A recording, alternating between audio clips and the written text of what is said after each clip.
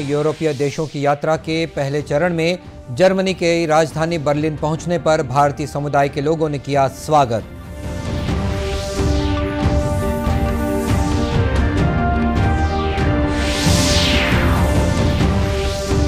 राज्य सरकार द्वारा सार्वजनिक और निजी कार्यक्रम के आयोजनों के लिए अनुमति लेने संबंधी जारी आदेश के खिलाफ भाजपा 16 मई से प्रदेश भर में करेगी आंदोलन। अंतर्राष्ट्रीय श्रम दिवस के अवसर पर मुख्यमंत्री ने बुजुर्ग मजदूरों की सहायता के लिए मुख्यमंत्री श्रमिक सियान सहायता योजना का किया शुभारंभ।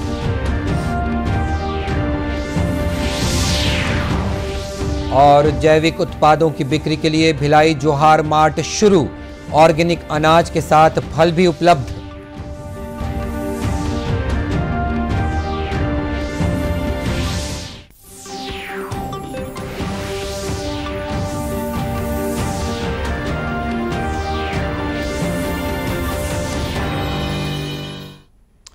नमस्कार, आप देख रहे हैं दूरदर्शन समाचार। मैं हूं मनीष अहलुवालिया और अब समाचार विस्तार से।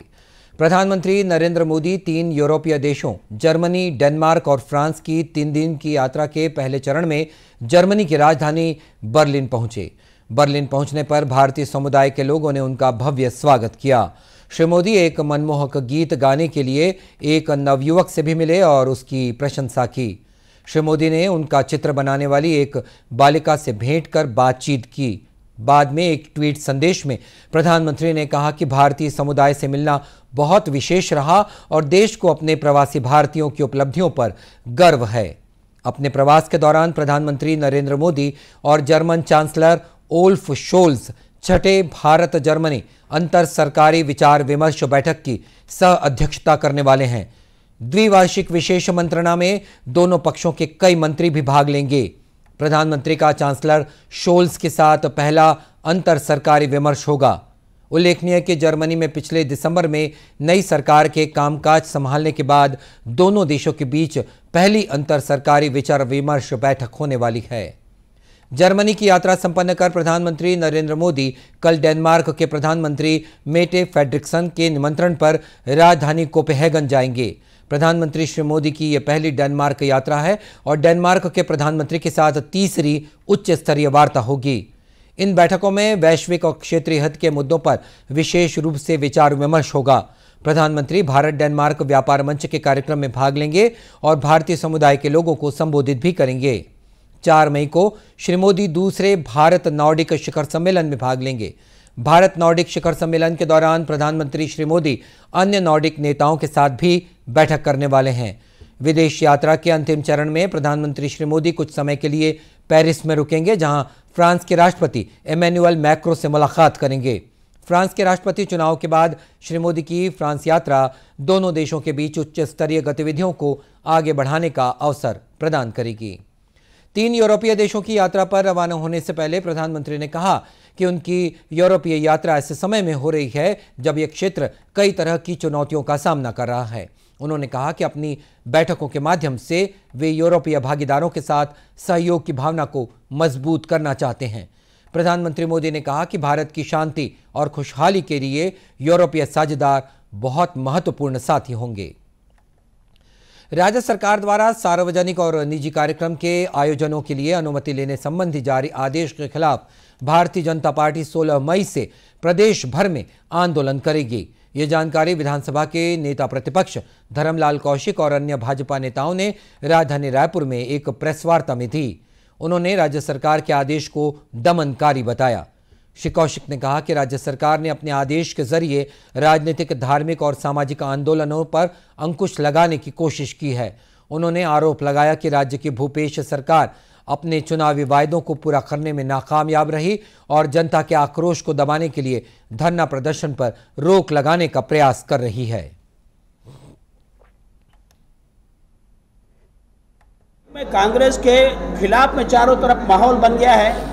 वादा खिलाफी में कांग्रेस उतर गई है और लोग रायपुर से लेकर के सारे जिला मुख्यालय में जो प्रदर्शन हो रहे हैं, उनको लगता है कि उनकी हवा सरकार खिसक रही है। जनता, चाहे किसान हो चाहे हमारे बाकी लोग हो, वो जो कर्मचारी हैं आंदोलन कर रहे हैं, उसको दबाने के लिए एक षड्यंत्र है। राजनीतिक दल जब उनके वादा खिलाफी को यदि बीच में रखते हैं, आवाज उठाते हैं, तो उनको दबाने का एक कुचक्र है और ये सर्कुलर उसी के लिए जारी किया गया है। हम सरकार से मांग करते हैं इस काला कानून को वापस लिया जाए। इस बीच भाजपा के राष्ट्रीय उपाध्यक्ष और पूर्व मुख्यमंत्री डॉक्टर मन सिंह ने भी राजनांदगांव में पत्रकारों से चर्चा करते हुए कहा कि राज्य सरकार के इस आदेश के खिलाफ भाजपा सड़क की लड़ाई लड़ेगी। उन्होंने कहा कि 15 दिनों के भीतर इस आदेश को वापस नहीं लिया गया तो सभी जिला मुख्यालयों पर धरना प्रदर्शन कर जेल भरो आंदोलन भी किया जाएगा। आजादी के अमृत महोत्सव के परिप्रेक्ष्य में आयोजित कार्यक्रमों की कड़ी में प्रधानमंत्री उज्ज्वला योजना के तहत कल 1 मई को उज्ज्वला दिवस के रूप में मनाया गया। इस अवसर पर राजनांदगांव जिले के ग्राम भेड़ी कला में उज्ज्वला योजना के हितग्राहियों के बीच एलपीजी पंचायत कार्यक्रम का आयोजन हुआ। कार्यक्रम में गैस चूल्हे पर भोजन बनाने वाली महिलाओं को गैस एजेंसी की ओर से सम्मानित किया गया। कार्यक्रम के दौरान महिलाओं को लकड़ी के चूल्हे से निकलने वाले धुएं के कारण स्वास्थ्य पर पड़ने वाले दुष्प्रभावों की जानकारी दी गई। गैस एजेंसी के संचालक भावेश अग्रवाल ने सभी महिलाओं से रसोई गैस के माध्यम से ही भोजन बनाने की अपील भी की। उससे फायदा यही है कि घर में धुआं नहीं होता, बीमारी नहीं फैलती है, पेड़ पौधे की बचत होती है और समय का भी बचत होता है। आप कहीं जा रहे हैं काम में, थोड़े से देर में आपका बन जाता है। आज इतना धुआं फैल रहा है, इतना जो लोगों को बीमारी हो रही है, उससे भी बचाव होता है। वहीं महिलाओं ने केंद्र सरकार की उज्ज्वला योजना की सराहना की है। उन्होंने कहा कि पहले धुएं के बीच चूल्हा फूंक कर भोजन बनाना पड़ता था, जिससे उन्हें परेशानी होती थी, लेकिन उज्ज्वला योजना के तहत गैस कनेक्शन मिलने से रसोई बनाना अब आसान हो रहा है। अंतर्राष्ट्रीय श्रम दिवस के अवसर पर कल मुख्यमंत्री भूपेश बघेल ने बुजुर्ग मजदूरों की सहायता के लिए मुख्यमंत्री श्रमिक सियान सहायता योजना का शुभारंभ किया। इंडोर स्टेडियम में नगर पालिका निगम रायपुर द्वारा आयोजित एक पहल सेवा के लिए आयोजित कार्यक्रम में मुख्यमंत्री ने दिव्यांग हितग्राहियों को ई ट्राईसाइकिल और महिला हितग्राहियों को सिलाई मशीन के साथ प्रधानमंत्री आवास योजना के हितग्राहियों को आवास प्रमाण पत्र भी जारी किए। साथ ही शहरी लघु व्यवसायियों को व्यवसाय के लिए सहायता राशि के चेक वितरण किए गए। इस अवसर पर श्री बघेल ने छत्तीसगढ़ भवन और अन्य सनिर्माण मंडल में पंजीकृत श्रमिकों के लिए मुख्यमंत्री एक नई पेंशन योजना की घोषणा की। मुख्यमंत्री श्रमिक सियान सहायता योजना के नाम से संचालित इस योजना में बुजुर्ग श्रमिकों को एक मुश्त 10,000 रुपए की सहायता राशि प्रदान की जाएगी। इस योजना के लिए ऐसे श्रमिक पात्र होंगे जिनकी न्यूनतम आयु 59 वर्ष और अधिकतम आयु 60 वर्ष होगी। बीते 5 वर्षों से मंडल के तहत पंजीकृत श्रमिक इस योजना के पात्र माने जाएंगे। जैविक उत्पादों की बिक्री के लिए भिलाई जोहार मार्ट खोला गया है। गृह मंत्री ताम्रध्वज साहू ने इस मार्ट का शुभारंभ किया। मार्ट में जैविक उत्पादों के अलावा मशरूम से निर्मित प्रोटीन युक्त खाद्य पदार्थ भी बिक्री के लिए रखे गए हैं। मार्ट में जैविक विधि से उगाए जाने वाले चावल, दाल के अलावा अनेक प्रकार के फलों को भी बिक्री के लिए रखा गया है। ये मार्ट दुर्ग जिले के युवा व्यवसायी कुणाल साहू द्वारा स्टार्टअप इंडिया के तहत खोला गया है। कुणाल साहू ने स्टार्टअप इंडिया स्कीम के तहत विश्वविद्यालय में चलाए जा रहे एग्री रफ्तार कार्यक्रम में प्रशिक्षण के बाद इस मार्ट को खोला है। इस अवसर पर गृह मंत्री ने राज्य में ऑर्गेनिक खेती को बढ़ावा देने की बात कही।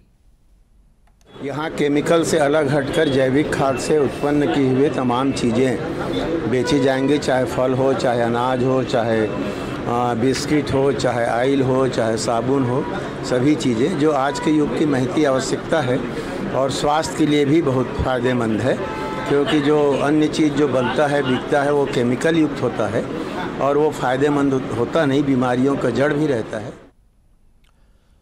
वहीं इंदिरा गांधी कृषि विश्वविद्यालय के कुलपति गिरीश चंदेल ने बताया कि विश्वविद्यालय द्वारा विगत कई वर्षों से ऑर्गेनिक खेती और उसके उत्पादों पर एग्री रफ्तार योजना के तहत कई कार्य किए जा रहे हैं ताकि युवाओं को व्यवसाय करने में स्टार्टअप मिल सके। प्रयास कर रहे हैं कि ऑर्गेनिक खेती ही भविष्य है। जैसे कि आप सबको भी जानकारी होगी कि आदमी का स्वास्थ्य जो है बहुत ज़्यादा इम्पोर्टेंट है, तो केमिकल युक्त खाद्य पदार्थ के होने से बहुत सी बीमारियां और उसमें विकास में, आदमी के विकास में कमी आती है। ऑर्गेनिक पदार्थ जब हम बनाते हैं तो उसके दो मुख्य रीजन होते हैं। एक तो ऑर्गेनिक में जो ज़मीन की उर्वरता है, और ज़मीन भी एक जीवित ऑर्गेनाइजेशन है, तो उसमें विकास होता है और उसमें जो उत्पाद होते हैं, चूँकि कोई भी हम केमिकल डालते नहीं हैं, तो उसमें जो उत्पाद होगा वो केमिकल फ्री होगा। तो इसलिए इसका एक अलग निच मार्केट है और इसी के तहत इंदिरा गांधी एग्रीकल्चर यूनिवर्सिटी में जो एक एग्री रफ्तार का प्रोजेक्ट चल रहा है, जिसमें हमारे कुरान भाई साहब भी उससे शिक्षित हैं और स्टार्टअप इंडिया के तहत ये प्रोग्राम चल रहा था, तो इसमें एक पूरा बिजनेस मॉडल बताया जाता है। और इस मार्ट के संचालक कुणाल साहू ने बताया कि मार्ट में उपलब्ध उत्पाद पूरी तरह से ऑर्गेनिक हैं और इसके निर्माण के लिए क्षेत्र के छोटे और सीमांत कृषक जिन्हें उनकी उपज का उचित दाम नहीं मिल पाता है, उनसे खरीदकर उत्पादों का निर्माण किया गया है। के तहत मैंने एक इंटीग्रेटेड मॉडल बनाया है जिसमें एक ही छत में हम vermi compost, vermi wash, oyster mushroom के साथ साथ नार वाली सब्जियों का उत्पादन एक सिंगल छत पे करते हैं। ये जो यूनिट है वो सेलूद में लगा हुआ है। सेलूद के साथ अब हम इसको छत्तीसगढ़ के विभिन्न गौठानों में भी रिप्लिकेट करने जा रहे हैं, जिसमें अभी के डेट में मैं बात करूँ तो छत्तीसगढ़ के लगभग 20 गौठानों में मैं काम कर रहा हूँ। और इस अवसर पर कृषि विश्वविद्यालय के मुख्य कार्यपालन अधिकारी डॉक्टर उल्लास पाठक भी विशेष रूप से उपस्थित थे। रमजान के पाक महीने के 30 दिन खत्म होने के बाद कल ईद उल फितर का त्यौहार प्रदेश भर में हर्षोल्लास के साथ मनाया जाएगा। इसे लेकर मुस्लिम समाज में काफी उत्साह का माहौल है और बाजारों में रौनक देखने को मिल रही है। भिलाई दुर्ग के बाजारों में मुस्लिम समुदाय के लोग तरह तरह की चीजों की जमकर खरीदारी कर रहे हैं। इनमें कपड़ों और मिठाइयों के साथ सेवैयां भी शामिल है। दूरदर्शन समाचार से बातचीत करते हुए लोगों ने कहा कि कोरोना संक्रमण की वजह से बीते 2 सालों के दौरान वे अच्छे से त्योहार नहीं मना पाए थे, लेकिन फिलहाल स्थिति सामान्य होने की वजह से वे त्योहार का मजा ले पाएंगे। ईद के दिन बच्चे नया कपड़ा पहनेंगे, मस्जिद में जाएंगे, नमाज पढ़ेंगे, अपने दोस्त लोग को बुलाएंगे, एंजॉय करेंगे। हाँ, सेवई खाएंगे, मिठाई खाएंगे, घूमेंगे, अड़ोस पड़ोस के लोग मिलेंगे, गले मिलेंगे एक दूसरे से। अच्छा बनेगा। 2 साल से लॉकडाउन में तो सब बंद था, लेकिन इस साल खुला हुआ है तो ऐसा लग रहा है कि ईद हम लोग की अच्छी मिलेगी और देश में खुशहाली रहेगी और देश में अमन शांति चैन और की दुआएं होंगी और बहुत ही अच्छा ईद मनाया जाएगा इस साल। यह त्यौहार कारोबारियों के लिए भी राहत लेकर आया है। उनका कहना है कि कोरोना संक्रमण से व्यवसाय प्रभावित हुआ, लेकिन अब ग्राहकी बढ़ने से कारोबार में तेजी आएगी।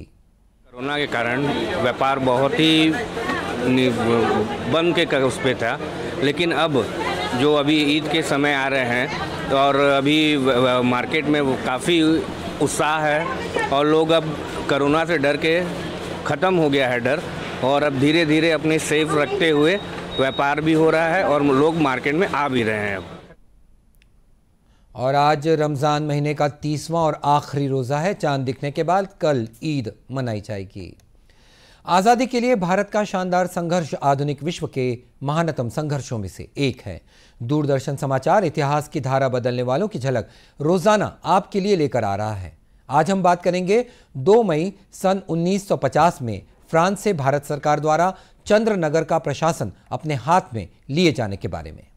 पश्चिम बंगाल राज्य का हिस्सा है। चंदन नगर को 1673 में एक फ्रांसीसी उपनिवेश के रूप में स्थापित किया गया था, जब फ्रांस ने बंगाल के तत्कालीन नवाब इब्राहिम खान से हुगली नदी के दाहिने किनारे पर एक व्यापारिक चौकी स्थापित करने की इजाजत ली थी। बाद में ये एक स्थायी फ्रांसीसी उपनिवेश बन गया। 1756 में फ्रांस और ग्रेट ब्रिटेन के बीच युद्ध छिड़ गया और ब्रिटिश नौसेना ने अंततः 1794 में चंदन नगर पर कब्जा कर लिया, लेकिन 1816 में आसपास के क्षेत्र के 3 वर्ग मील के विदेशी अंतः क्षेत्र के साथ ही इस शहर को वापस फ्रांस को दे दिया गया। फ्रांसीसी भारत के हिस्से के रूप में ये 1950 तक पौंडीचेरी में गवर्नर जनरल के राजनीतिक नियंत्रण में था। 8 जून 1948 को फ्रांसीसी गणराज्य की सरकार ने भारत सरकार के साथ समझौता किया और घोषणा की कि उसका इरादा भारत में फ्रांसीसी प्रतिष्ठानों की आबादी को अपने भविष्य और स्थिति को घोषित करने का अधिकार देना है।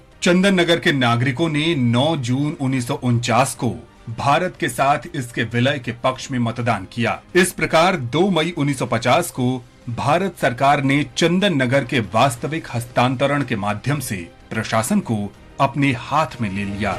इसके बाद 2 फरवरी 1951 को भारत के राष्ट्रपति और फ्रांसीसी गणराज्य के राष्ट्रपति के प्रतिनिधियों द्वारा पेरिस में चंदन नगर को स्वतंत्र शहर बनाने की संधि पर हस्ताक्षर किए गए। इसके बाद 9 जून 1952 को चंदन नगर को विधिवत भारत संघ में शामिल कर लिया गया।